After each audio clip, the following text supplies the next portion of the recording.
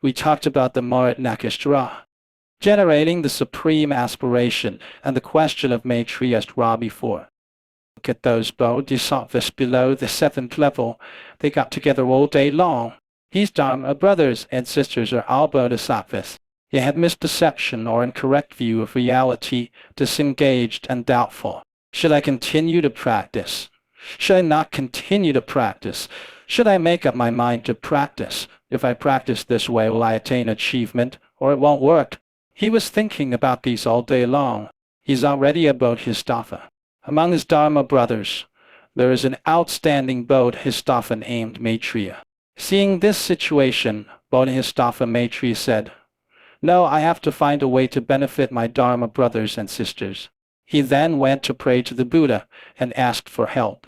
The Buddha observed their causes and conditions and told them what kind of bad karmas were created in the past.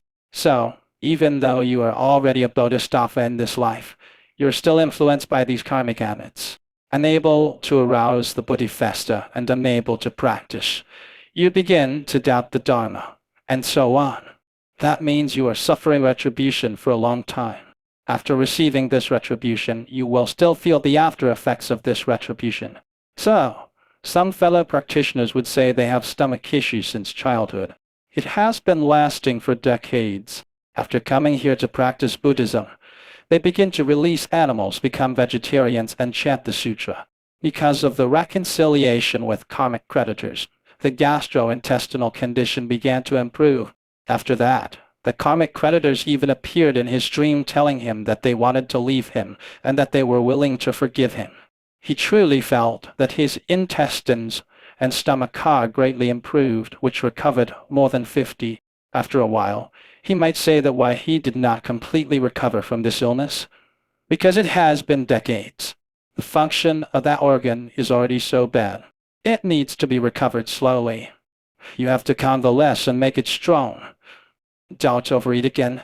Don't have a regular meal time and quantities. It just seems like no one cares about it.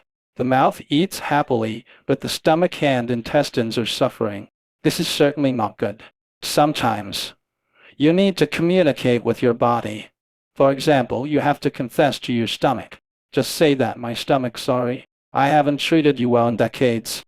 Look, I love cold food, hot food, and spicy food. No matter what I love, I never thought of your feelings.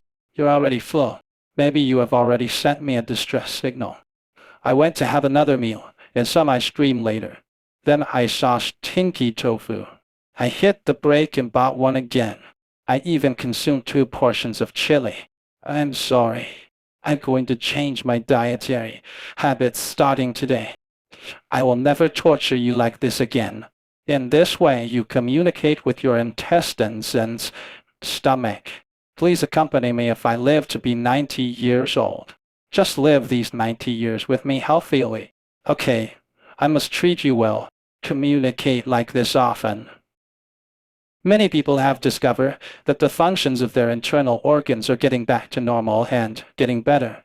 If you have a headache, shoulder, or knee problem, you have to talk to them and communicate with them. And don't lie to them. Don't say that I will treat you well in the future. After that, overeat again. You can't lie to it like that, right? So there are a lot of people. There is a traditional Chinese physician here. He also told me to do this. He told me the same thing.